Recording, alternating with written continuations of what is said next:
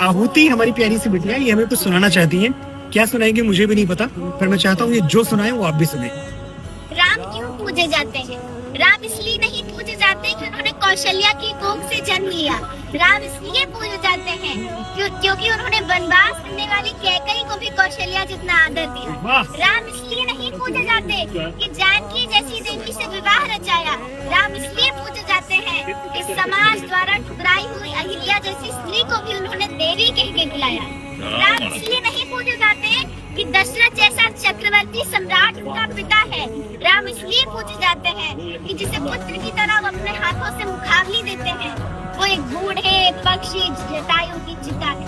राम इसलिए नहीं पूजे जाते कि उन्होंने सोने की लंका जीत ली।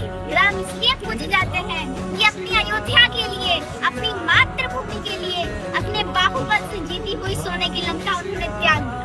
राम इसलिए नहीं पूजे जाते कि उन्होंने रावण की नाभि में तीर भेज दिया।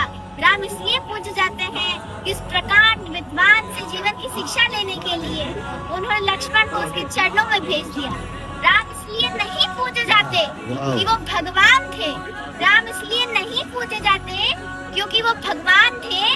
राम इसलिए पूजे जाते हैं क्योंकि वो मर्यादा में रहने वाले इंसान।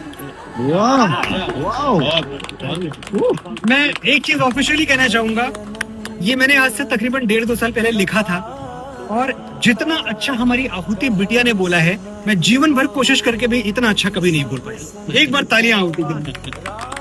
You are so blessed. Ram इसलिए पूजे जाते हैं, बिल्कुल ठीक है जो तुमने बोला, लेकिन इस देश में बेटियों की पूजा भी इसलिए की जाती है क्योंकि तुम्हारी जैसी बेटियां हैं इस देश में। खुश रहो बेटी।